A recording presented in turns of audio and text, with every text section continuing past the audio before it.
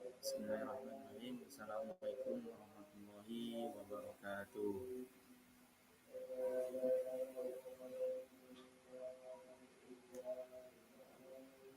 Rabbi shrah li sadri wa yassir li amri wahlul 'uqdatam min lisani yafqahu qawli. Ya Fattah ya Alim, ya Fattah ya Alim, iftah alaina fathan qariban. Rabbi shrah li sadri wa yassir li amri wahlul 'uqdatam min lisani yafqahu qawli. Ala ya'lamu man khalaq wa huwal latiful khabir. Sebelum kita mulai, mari kita baca tawasul dulu pada para guru kita. Ada salafus soleh, terutama pada sahibul kitab Safinatun Najah. Nafa'anallahu bihi alaina wa ila hadratin Nabi Mustafa Sayyidina Muhammadin sallallahu alaihi wasallam. Al-Fatihah. A'udzu billahi minasyaitonir rajim. Bismillahirrahmanirrahim. Alhamdulillahi rabbil alamin, arrahmanir rahim, maliki yaumiddin. Iyyaka na'budu wa iyyaka nasta'in. Ihdinas siratal mustaqim. Siratal ladzina an'amta 'alaihim ghairil maghdubi 'alaihim waladdallin. Bismillahirrahmanirrahim. Faslun fi arkanis sholati. Arkanus sholati sab'ata asyara. Al-awwalu an-niyatu, as-sani takbiratul ihram, as-salisu al-qiyamu 'alal qadir fil fardhi, ar-rabi'u qira'atul fatihah, al-khamisu ar-ruku', as-sadis at-tuma'ninatu fi, as-sabi'u al-i'tidal, as-samin at-tuma'ninatu fi, al-ilah. Pasal ini menerangkan tentang beberapa rukun-rukunnya sholat. Sholat memiliki berapa rukun? Banyak variasinya ya. Ada yang mengatakan 13 rukun. Ada yang mengatakan 18 rukun. Ada juga yang mengatakan sejumlah 17 rukun. Nah, di kitab ini rukun sholat diterangkan sebanyak 17 rukun. Yang pertama al-awwalu an-niyat. Yang pertama adalah niat. Niat bagaimana? Nanti di belakang akan dijelaskan apa itu niat, bagaimana caranya, dan juga kalimat yang wajib dijelaskan dalam niat itu apa aja. Setelah niat, rukun yang nomor 2 adalah takbiratul ihram.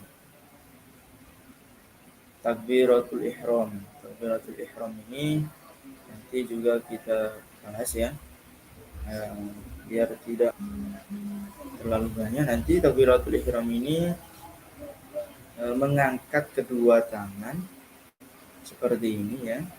Nanti kedua jempol kita, jempol tangan kita itu yang bagus ditempelkan di pelipir daripada daun telinga kita yang bawah seperti ini. Dan tangan kita dihadapkan ke barat. Ya. Kemudian jari-jari kita agak sedikit ditekuk sedikit seperti ini dan agak dibengkakkan. Jangan terlalu rapat ya, jangan terlalu ngekang. Jadi sedang-sedang aja. Ketika mengangkat, mengucapkan kalimat Allahu Akbar. Kalimat Allahu Akbar tidak boleh dibalik khobarnya dulu misalkan Akbaru Allah, tidak boleh. Atau menggunakan kalimat yang lain Allahur Rahman, juga tidak boleh. Atau mungkin kalian pintar bahasa Arab, makanya takbirnya diterjemahkan saja, juga tidak boleh. Yang dimaksud takbiratul ihram dalam sholat adalah kalimat Allahu Akbar. Ketika mengangkat Allah seperti ini, dalam hati kita berniat, niat sholatnya diucapkan dalam hati. Allah sambil diiringi dengan kalimat Allahu Akbar. Pak, Allahnya itu dipanjangkan boleh apa tidak? Kan lafaz Allah itu kan secara tajwid itu adalah mat yang tidak melebihi dari 2 harokat. Apakah boleh? Tetap boleh, karena di sini Allahu Akbar di sini adalah bukan membaca Al-Quran, tapi mengucapkan kalimat takbir. Diperbolehkan memanjangkan Allahnya sampai niatnya selesai. Jadi ketika mengangkat seperti ini, Allah di dalam hatinya dibaca niatnya sampai selesai, baru Akbar. Ketika lafaz barnya, usahakan tangannya udah nempel di dada bersamaan dengan kalimat bar. Begitu juga dengan setiap pergerakan dalam sholat. Maka dianjurkan mengucapkan kalimat Allahu Akbar. Kecuali bangun dari ruku. Bangun dari ruku, lafaz Allahu Akbarnya diganti menjadi Sami Allahu liman hamidah. Jika tidak bicara seperti itu, tidak lafazkan kalimat itu, maka tetap boleh aja. Itu yang lebih baik. Ya.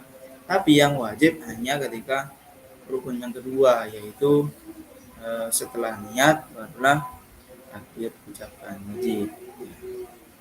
Setelah yang lainnya kalimat takbir itu dianjurkan saja, disunahkan saja. Rukun yang nomor 3, al-qiyamu 'alal qadir fil fardhi.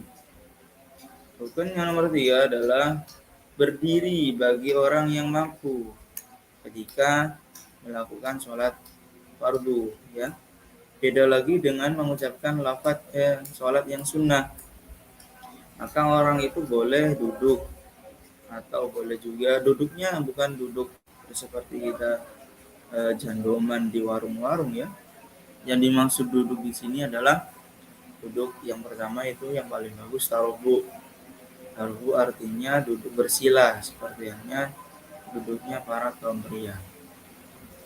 Jika tidak bisa duduk, maka boleh duduk seperti tahiyatul akhir atau duduknya seperti duduknya para kaum wanita. Jika tidak bisa, sila tidak bisa, tahiyat akhir juga tidak bisa, maka duduknya boleh memanjangkan kakinya ke depan. Itu urut-urutannya. Jika tidak bisa, masih tetap tidak bisa duduk, maka boleh berbaring tubuh kita sambil miring menghadap ke kiblat. Seperti halnya tidurnya seorang yang meninggal, yang dikubur dalam kuburan. Jika tidak bisa miring, maka tidur terlentang dengan syarat anggota badan yang atas lebih tinggi daripada anggota kaki. Kalau masih belum bisa saja, maka boleh hanya sholat menggunakan isyarat mata, kedip seperti seolah-olah kita sedang sholat.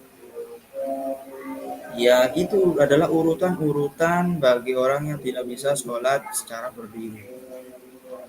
Nah, saya sering menemukan kalau ada orang yang tidak bisa sholat berdiri, duduknya sekarpan, ya, moro-moro selonjoran ya kakinya, padahal dia duduk sila bisa, atau padahal dia duduk tahiyat akhir bisa, kakinya kok diselonjorkan. Nah, ini perlu ada perubahan, ya, dalam cara berpikirnya. Kalau kita mampu menegurnya atau mengasih tahunya, maka kita ingatkan. Kalau tidak mampu, kita minta tolong pada orang lain. Minta tolong, kita bilangkan sama dia, bilang baik seperti ini, dan bla bla bla seperti itu. Jadi itu urutan-urutan bagi orang yang tidak bisa sholat secara berdiri. Rukun yang nomor 4, ar-rabi'u qiraatul Fatihah. Rukun yang nomor 4 adalah membaca suratul Fatihah. Surat Fatihah itu menurut Imam Syafi'i dimulai dari pembacaan basmalah. Bismillahirrahmanirrahim menurut Imam Syafi'i itu termasuk surat Fatihah. Sampai apa? Sampai ayat ghairil maghdubi alaihim waladdallin. Nah, seperti itu. Itu adalah kalimat Fatihah. Nah, kalau ada orang yang membaca surat Fatihah tanpa membaca surat Fatihah bismillahnya, maka surat Fatihahnya belum dikatakan cukup. Kalau surat Fatihahnya tidak dikatakan cukup, terus orangnya terus aja melanjutkan bacaannya, melanjutkan rukun-rukun sholatnya tanpa memperbarui daripada kekurangannya, maka sholatnya tidak sah. Itu menurut ulama Imam Fikih, Imam Syafi'i ya. Kemudian terkait tentang sholat surat Fatihah, ketika seorang imam membaca surat Fatihah sampai pada ayat ghairil maghdubi alaihim waladdallin, maka dianjurkan bagi jamaahnya menjawab lafaz amin seperti itu ya, mengucapkan kalimat amin. Nah, kalau kita sendiri yang membaca surat Fatihah, maka ketika kita sampai di kalimat waladdallin, maka kita dianjurkan melanjutkan bacaan Rabbil firli wali walidayya walil mu'minina amin. Tapi kalau jadi imam ya tidak usah dibaca itu, nanti akan banyak orang yang komplain itu. Ya. Itu terkait tentang suratul Fatihah. Kemudian rukun yang nomor berapa? Nomor 5 ya. Rukun yang selanjutnya al-khamis ar-ruku. Setelah baca Fatihah selesai, amin, barulah kita ruku. Ketika sebelum ruku, perubahan gerakan dari Fatihah ke ruku ini kita dianjurkan membaca Allahu Akbar dengan mengangkat kedua tangan kita. Rukunya posisinya seperti apa? Sebelum saya lanjut ke ruku, Pak Ustadz, kan biasanya setelah Fatihah ini ada surat-surat pendek yang dibaca sama seorang imam. Itu boleh aja, itu adalah sunnah atau anjuran. Lebih panjang lebih bagus, ya. Lebih banyak lebih bagus. Kadang kalau tapi tergantung tradisi yang ada di tempat di situ. Jadi seorang imam itu harus tahu dengan keadaan dan kondisi serta tradisi yang ada di wilayahnya.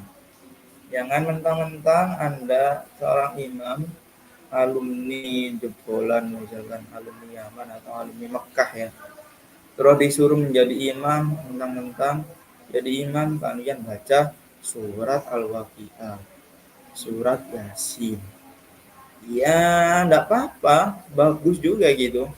Cuman yang lebih diprioritaskan dalam agama kita adalah al-imamul adil. Imam yang adil. Imam yang adil di sini tahu dengan kondisi para jamaahnya. Lah jamaah kerjaannya imam ke sawah atau ke kantor atau ke pasar ya dikondisikan lah. Mereka itu habis kerja kan capek ya kan. Dan belum lagi ditunggu sama orang yang lain, menunggu kepentingan yang lain. Ya kalau kamu nggak punya kepentingan, takutnya ada beberapa jamaah yang memiliki kepentingannya lain. Hasil kalau dipaksakan, besoknya tidak akan jamaah lagi. Besoknya tidak akan ada jamaah yang kedua. Beda lagi dengan kebiasaan mungkin di negara-negara yang lain. Mungkin di Malaysia atau di Brunei atau di Arab Saudi mungkin ya kan. Atau di Yaman misalkan. Mungkin kebiasaan mereka itu sholatnya minimal 15 menit, katakanlah gitu. Ya wajar-wajar aja menggunakan kalimat surat yang panjang. Toh itu adalah menjadi tradisi mereka. Intinya apa yang menurut tradisinya baik, maka menurut agama juga baik. Man ra'al muslimun hasanatan fahuwa indallahi hasanatun. Nah, ada bagi mengatakan sesuatu yang menurut tradisi orang Islam itu baik, ya menurut Allah juga baik, asalkan tidak melanggar syariat. Seperti itu. Ini baik Ustaz, tapi melanggar syariat, ya dosa. Baik. Nah, yang dimaksud dengan ruku ini bagaimana prakteknya? Prakteknya ketika ruku, kaki kita lurus ke bawah berdiri ya, seperti orang yang berdiri. Kemudian separuh badan kita itu ke depan alias ditekuk ke depan seperti ini. Usahakan ketika badan kita ditekuk membentuk sudut L atau 90 derajat ya. Usahakan punggung dengan leher dan kepala kita itu rata alias lurus, tidak bengkong atau tidak belenggu. Tidak bisa Ustaz, ya latihan di rumahnya kan ada kaca itu. Kalian latihan nganggur-nganggur, kalian latihan. Oh, kalau ruku ini yang benar seperti ini posisi saya. Setelah benar kalian ingat-ingat, barulah diperhatikan di waktu sholat. Prakteknya atau latihannya itu tidak sampai memakan waktu beberapa jam. Paling lama mungkin 5 menit selesai. Tinggal latihan saja di depan kaca berdiri, kemudian ruku. Allah Akbar. Oh ini kurang lurus badan saya, didengket. Oh kepalanya kurang ke atasnya. Oh terlalu ke bawah, terlalu ke atas misalnya. Diatur sendiri sekiranya nanti ketika sholat kelihatannya bagus. Barang siapa yang sholatnya semakin sempurna, maka menurut Allah itulah yang dianggap ibadah yang paling sempurna. Beda lagi dengan orang yang asal-asalan sholatnya. Pokoknya sholat. Ustaz, kalau terima tidak terima kok cari pangeran. Nah, beda lagi kalau seperti ini urusannya. Ini namanya orang yang orang yang tidak mau dikasih tahu, keras kepala ini. Kata pepatah itu orang itu disiram tidak basah, dibakar tidak kebakaran. Keras kepala ini. Kalau kita punya teman atau saudara yang posisi rukunya kurang benar, kita benarkan, kita kasih tahu, teman, shock, friend, bro, itu kamu kurang bagus, yang bagus bagaimana seperti ini, coba lihat saya. Oh ya, terima kasih. Akan semakin indah, betapa indahnya agama kita kalau umatnya itu saling memberi nasihat yang baik, saling mengasihani, kan, saling menghargai. Bagaimana? Beda lagi dengan kalau umat agama saling saling unjuk gigi, tinggi-tinggian, keras-kerasan. Mau jadi apa nih? Yang diajarkan sama Bang Ginda itu bukan seperti itu sifatnya. Sifat Bang Ginda itu lemah lembut. Dengan sifat lemah lembutnya dia bisa mengalahkan sifat-sifatnya. Karena hati itu tidak semuanya bisa dikalahkan dengan kekerasan. Tapi dengan lemah lembut semuanya insya Allah akan berjalan semakin ringan. Tugas kita sebagai umat, sebagai seorang pria khususnya, sebagai seorang khilafah, kita dianjurkan untuk menjadi pemimpin kepada umat yang lain, saling saling menasihati. Cara menasihatinya ya kalau bisa dengan ucapan yang bagus, yang lemah lembut, ya, yang disukai orang lain. Tergantung cara bagaimana kita berjumpa dengan orang tersebut. Kalau berjumpa dengan orang yang agak sedikit keras, ya ucapan kita agak dikeraskan. Kalau berjumpa dengan orang yang sangat keras, maka ucapan kita dikeraskan juga. Tapi kalau kita berjumpa dengan orang yang lemah lembut, kita menggunakan kalimat yang kasar, ya otomatis orang yang tadi tidak mau mendengarkan. Ya, begitu. Selanjutnya rukun sholat yang nomor 6, as-sadisu tumakninatu fihi, yakni tumakninah di dalamnya. Artinya ketika ruku kita harus tumakninah. Apa itu tumakninah? Sukunul lafdhah, berhenti sejenak ya. Kalau kita ruku diberikan tumakninah, Allahu Akbar, diam sebentar. Setidaknya paling sedikit itu cukup untuk dibuat mengucapkan kalimat subhanallah. Subhanallah. Kira-kira seperti itu lamanya. Mungkin kira-kira 2 detikan.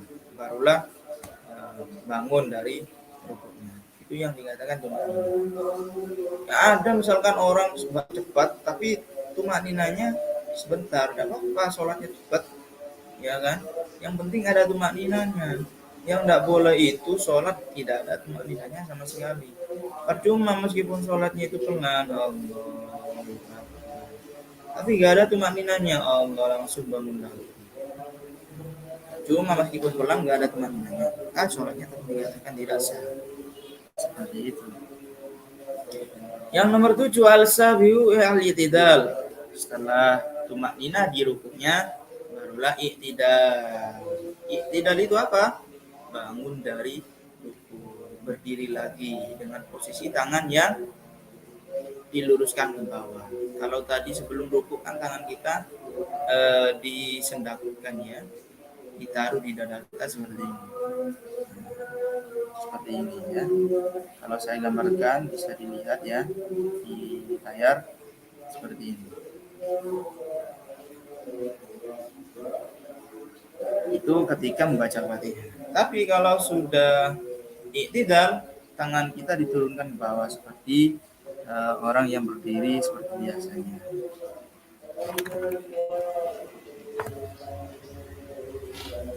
Itu yang namanya i'tidal. Apa yang dibaca ketika i'tidal? Yang dibaca ketika i'tidal adalah Rabbana lakal hamdu milkus samawati wa milkul ardi wa milku ma syi'ta min syai'in.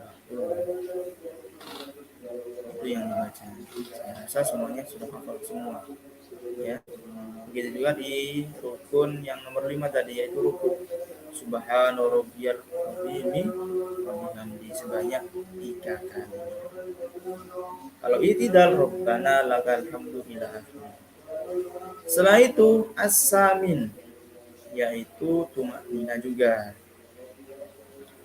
Tumak nina tu fihi, yaitu berarti sejenak di i'tidal. Ya usah langsung sujud ya. Allahu akbar, Allahu akbar. Enggak ada tumak ninanya sama sekali, ya enggak sah sholat. Sholat tarawih juga gitu ya kan, kita kan sekarang bulan Ramadan. Agama tidak melarang sholat kita cepat-cepat, yang penting rukun-rukunnya ditunaikan semuanya. Rukun-rukun tumak ninanya, kemudian sifat-sifat dari rukunnya, sifat-sifat i'tidalnya, sifat-sifat sujudnya harus sesuai semua. Dan perkara kalian itu sholatnya itu cepat, ya tidak apa-apa. Yang penting dikira-kirakan sopan tidak cepatnya sama Allah. Sembahyang kalau di maghribnya, Allah nanti. Dan kesusu masih tidak usah sembahyang, biar tidak menjadi image yang jelek di hadapan kita. Itu sholat menghadap Tuhan, menghadap yang menciptakan kita, Tuhan seluruh alam. Orang kita mau ketemu sama presiden saja posisinya harus baik, sikapnya harus sopan kan gitu. Nah ini apalagi bertemu sama Allah yang menciptakan kita, kan? Harus sopan, ucapannya yang fasih, sikapnya yang baik. Allahu Akbar. Bismillahirrahmanirrahim. Cepatkan sedikit tidak apa-apa, jangan terlalu cepat sekali, kurang.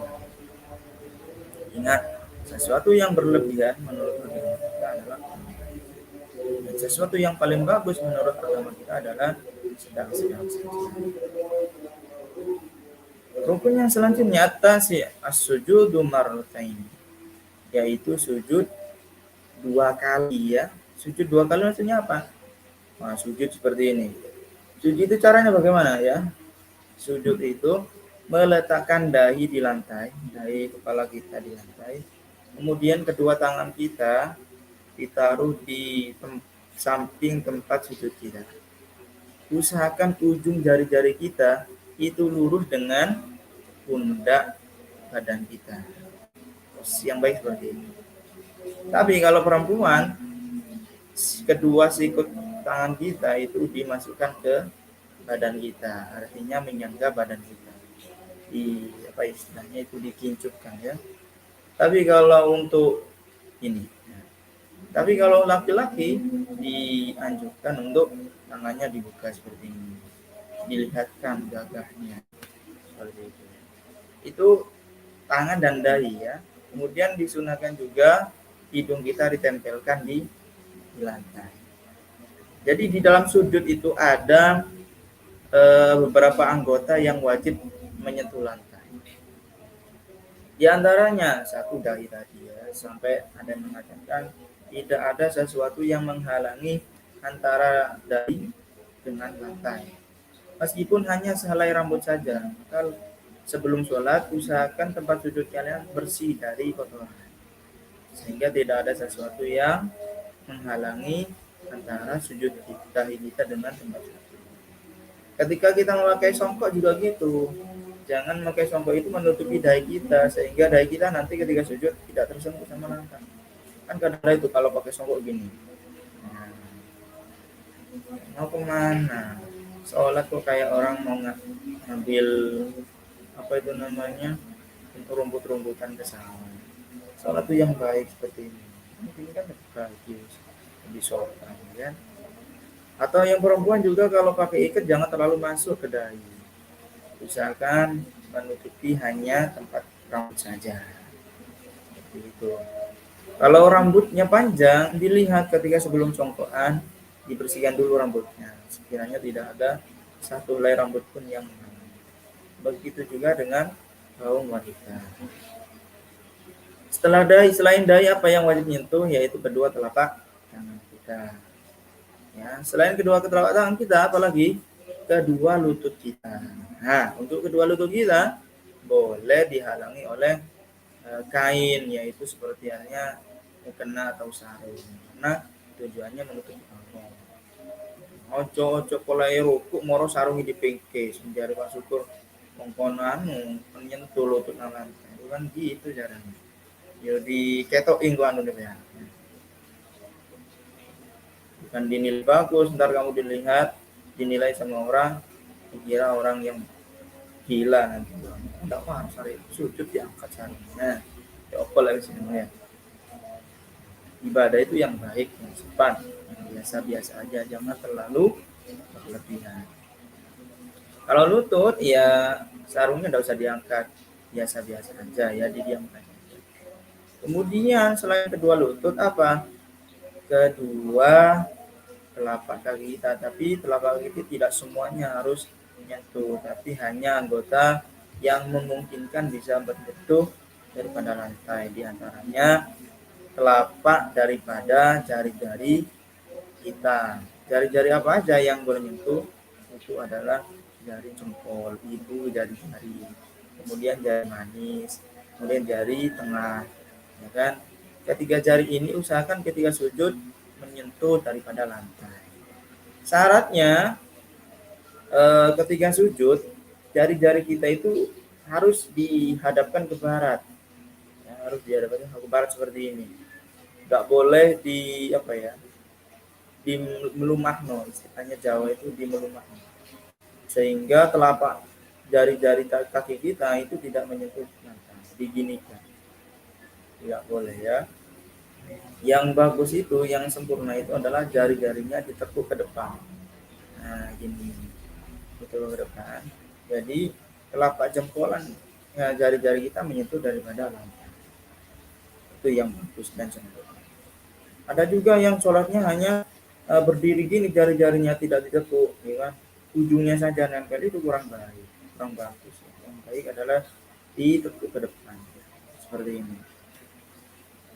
Kalau sujudnya sempurna, insya Allah sholatnya akan diterima. Tapi kalau sujudnya tidak sempurna, sifat-sifatnya yang tadi saya jelaskan tidak dilaksanakan, maka sujudnya tidak dikatakan sah. Kalau sujudnya tidak sah, maka sholatnya juga tidak dikatakan sah. Itu terkait tentang sujud. Ya. Berapa kali sujudnya? 2 kali. Allah Akbar, setelah itu duduk lagi, sujud lagi, Allah Akbar. Kedua kali, ya, karena nanti di antara kedua sujud ini ada rukun yang lain. Mana nanti? Rukun selanjutnya nomor 10, at-tuma'ninatu fihi, yaitu berdiam di waktu sujud. Minimal apa? Minimal cukup untuk mengucapkan kalimat subhanallah. Setelah tuma'nina di sujud, barulah rukunnya nomor 11 adalah al-hadi asyara al-julus bainas sajadatain. Duduk di antara dua sujud. Duduk yang dimaksud adalah bukan duduk seperti nongkrong ya. Duduk yang mana kaki yang kanan itu tetap posisinya seperti halnya sujud tadi. Kemudian kaki yang kiri itu dimiringkan, dibuat untuk tempat kita duduk. Nah, kaki yang kiri diduduki sama kita. Saya rasa ini semuanya tahu ya. Sudah tahu semua. Nanti kalau masih bingung bisa bertanya. Yang nomor 12 ya syara'atu ma'ninatu fihi. Yang ke-12 adalah tumaknina lagi ya, tumaknina di julus tadi, duduk tadi. Setelah tumaknina salis at-tasyahudul akhir, yaitu tahiyat akhir. Kalimatnya diawali dengan at-tahiyatul mubarakatus sholawatut thayyibat lillah. Assalamu alayka sampai akhir ya. Kemudian rukun yang nomor 14 adalah diam. Nah, diam duduk ya, maksudnya duduk ketika mengucapkan tasyahud tadi. Setelah julus duduk lagi ya. Julus yang setelah sujud yang nomor 2 kita duduk lagi. Duduknya beda dengan duduk yang pertama. Kalau duduk yang pertama, kaki yang kiri diduduki pas nempel ke pantat kita. Tapi kalau tahiyat akhir, duduk yang akhir, tasyahudul akhir artinya, maka kaki yang kiri kita dimasukkan ke sela-sela antara kaki kanan dan pantat kita. Pantat kita duduk mana? Duduknya langsung ke lantai, bukan ke kaki kiri lagi. Setelah itu membaca al-khamisu asyara as-salatu ala Nabi sallallahu alaihi wasallam. Rukun yang nomor 15 yaitu sholawat pada baginda Nabi Muhammad sallallahu alaihi wasallam. Assalamualaikum ya Sayyidina. Assalamualaikum ayuhan nabi wa rahmatullahi wa barakatuh. Assalamualaikum warahmatullahi wabarakatuh. Asyhadu an la ilaha illallah wa asyhadu anna Muhammadan rasulullah. Allahumma shalli ala sayyidina Muhammad wa ala ali sayyidina. Itu adalah rukun yang nomor 12. Allahumma shalli ala sayyidina Muhammad wa ala ali sayyidina. As-sadis asyara, rukun yang nomor 16 yaitu salam. Salam yang di sini adalah salam yang pertama, yaitu menghadap ke kanan. Assalamualaikum. Caranya bagaimana? Ketika menolehnya itu usahakan ketika nyampe lafaz Allah. Jadi praktiknya gini. Assalamualaikum warahmatullahi wabarakatuh. Ketika lafaz Allahnya barulah kalian menoleh ke kanan. Ya. Kembali lagi ke depan. Assalamualaikum warahmatullahi wabarakatuh. Tapi yang menjadi rukunnya sholat itu hanya salam yang pertama saja, yaitu menghadap ke kanan. Pak, kalau salam yang ke kiri itu tidak menjadi rukun. Meskipun kalian tidak menoleh ke yang kiri, sholatnya tetap sah. Tapi yang bagus juga menoleh yang ke kiri juga, ya, biar kesannya sempurna. Setelah semuanya rukun selesai, barulah as-sabi asyarat tartibu. Rukun yang terakhir adalah berurutan di antara beberapa rukun-rukun tadi. Mulai dari rukun takbiratul ihram, Fatihah, kemudian ruku, i'tidal, sujud 4 kali, kemudian tumanina, ya kan? Kemudian julus baina sajdatain, tumanina lagi, tasyahud akhir, kemudian duduk baca sholawat pada Nabi salam. Ya, itu penjelasan tentang beberapa rukun-rukunnya sholat yang dapat saya sampaikan. Kira-kira sebelum saya tutup ada yang mau ditanyakan? Oke, tidak ada ya. Kalau tidak ada, saya rasa kajian pada pertemuan hari ini sudah cukup. Faslun fi niyatis sholati an-niyatu salah satu darajatin. Wallahu a'lam bishawab. Fatihah.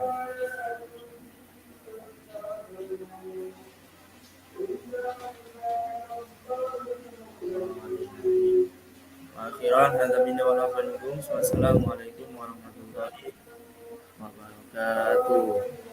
Waalaikumsalam warahmatullahi wabarakatuh.